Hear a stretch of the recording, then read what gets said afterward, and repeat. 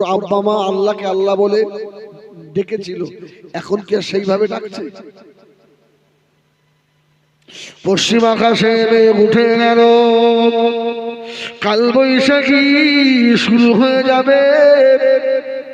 ভাঙা ঘর, ঘরে চাল ধরে হাওয়া করে কেঁদেছে আল্লাহ, ঝড় দিও না আল্লাহ, উড়িয়ে নিয়ে চলে যাবে আল্লাহ। আমার কচি কচি বাচ্চা নিয়ে কোথায় থাকবো আল্লাহ?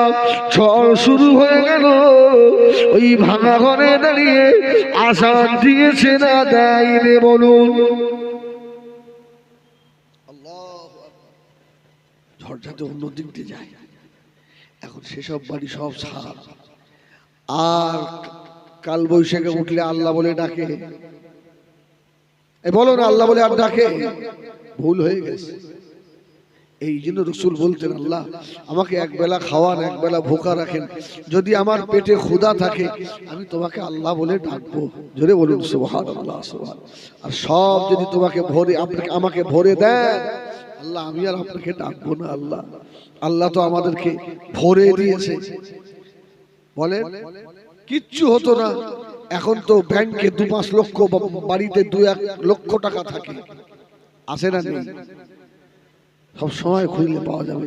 আচ্ছা, আমাদের কি আশা মিটেছে? আরে আপনাদের কথা বাদ দিলাম, আজ থেকে 20 বছর আগে আমি সভা করেছি সর্বপ্রথম, 24 তার আগে 2000 সালের আগে আপনাদের ঈদগায়, মল্লিকপাড়া ঈদগায় মাওলানা আজিজুর রহমান সাহেব আসেনি, আমি অশুনতে এসেছি ঈদগায়। বাড়ি তো আমার এই বাকপুর কদম আছে। আমাকে ওরা ধরে, এই বড় খোকা আছে না, বড় খোকা বলে কি হবে তো, আজিজুর রহমান সাহেব আসেনি। আমার একটা বন্ধু ছিল, বললে এই ভালো ওয়াজ করতে পারে, আমাকে উঠিয়ে দিল ঈদগায়। আমার জীবনের প্রথম ওয়াজ, 2 ঘন্টা ওয়াজ করলাম। সুবহানাল্লাহ। তখন তো একটাও দাওয়াত ছিল না, সাইকেল নিয়ে ওয়াজ করতাম।